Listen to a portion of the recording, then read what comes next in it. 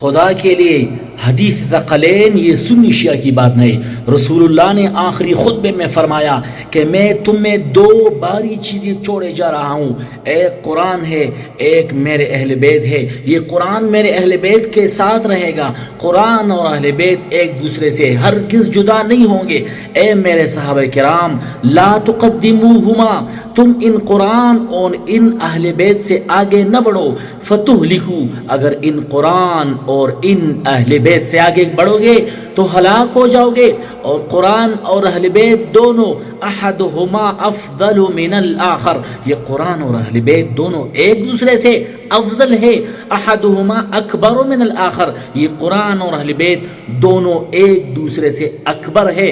اور اے میرے صحابہ کرام، میں دنیا سے جا رہا ہوں، میرے بعد قرآن ان کے ساتھ ہوگا، علم ان کے ساتھ ہوگا اور دین ان کے ساتھ ہوگا. اگر تم نے دین اور قرآن میرے اہل بیت سے لیا، اہل بیت اور قرآن دونوں کو ایک جیسے مضبوط پکڑا، لن تدلوا بعدی ابدا، تم لوگ ہرگز گمراہ نہیں ہو جاؤ گے. یہ سنی شیعہ کی بات نہیں ہے، یہ ہمارے محمد الرسول اللہ صلی اللہ علیہ وآلہ وسلم نے فرمایا ہے، اور آخری خطبے میں فرمایا ہے، اور سب کو اعلان کیا ہے، اور سب سے وعدے لیے ہیں کہ میرے بعد اہل بیت کی پیروی کرنا، قرآن کی طرح پیروی کرنا. قرآن کی ہم تلاوت بھی کرتے ہیں، ترجمے بھی کرتے ہیں، تجوید بھی کرتے ہیں، لیکن اہل بیت کو ہم نے چھوڑا ہے. بعض لوگوں نے قرآن کو پکڑا، اہل بیت کو چھوڑا ہے، اور بعض لوگوں نے اہل بیت کو پکڑا، قرآن کو چھوڑا ہے.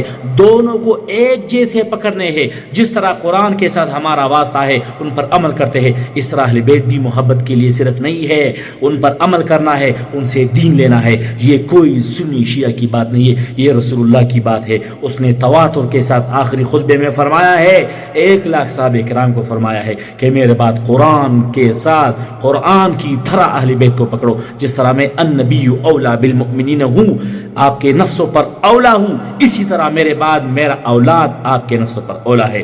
ان کی پیروی کرو، قرآن کی طرح پیروی کرو، ان سے آگے نہ بڑھو. ان کو برا بلا کہنے والا وہ ایسا ہے جیسا اس نے رسول کو برا بلا کہا.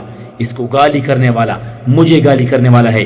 اس کو جس نے ناراض کیا اس نے اللہ کو ناراض کیا، اور جس نے اس کو راضی کیا اس نے اللہ کو راضی کیا. جس نے علی کی اطاعت کی اس نے میری اطاعت کی، جس نے علی کی نافرمانی کی اس نے میری نافرمانی کی. جس نے فاطمہ الزہرا کو ناراض کیا اس نے اللہ کو ناراض کیا، اور جس نے فاطمہ الزہرا کو راضی کیا اس نے اللہ کو راضی کیا. یہ رسول اللہ نے فرمایا ہے.